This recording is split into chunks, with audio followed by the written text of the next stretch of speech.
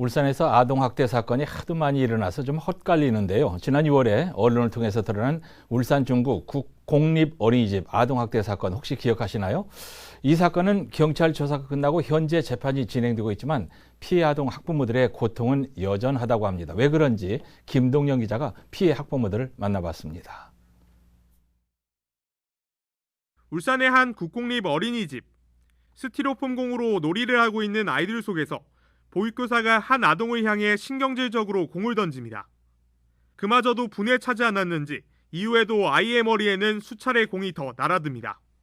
아이가 보육교사에게 손을 휘두르자 아이 손을 강제로 잡아채더니 억지로 머리를 때리게 합니다. 지난해 발생해 올해 6월에야 세상에 알려진 중구 국공립어린이집 아동학대 사건. 피해 아동들은 학대가 벌어진 지 1년째인 지금도 이상 증세를 보이며 심리치료를 받고 있습니다.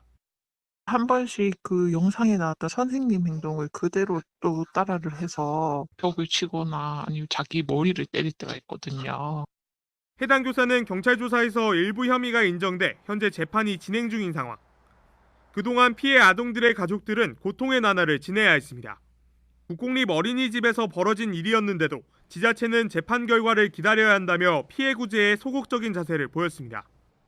피해 정황을 확인하기 위해서 전화를 하거나 면담 요청한 적도 없고 경찰에도 연락 안 해보고 그럼 내용을 어떻게 알고 있냐라고 물어보니 원장에게 듣고 있다는 거예요.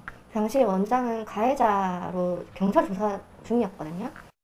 피해 아동에게 기본적으로 실시하는 심리 상담도 턱없이 부족했습니다.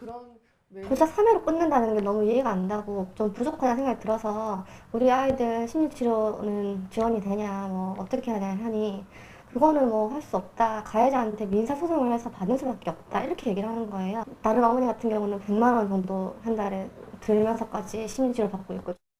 결국 학부모들은 아동학대 신고부터 심리치료까지 대부분의 문제를 직접 해결해야 했습니다. 이런 불만에도 지자체는 관련 문제에 대해 절차대로 진행했다는 입장입니다. 피해 아동의 심리상담 부분은 아동전문기관이 전담해 진행했다고 선을 그었습니다. 아동학대 발생 1년, 지자체의 미흡한 대처 속에 피해 가족들의 상처만 더 깊어지고 있습니다. JCN 뉴스 김동영입니다.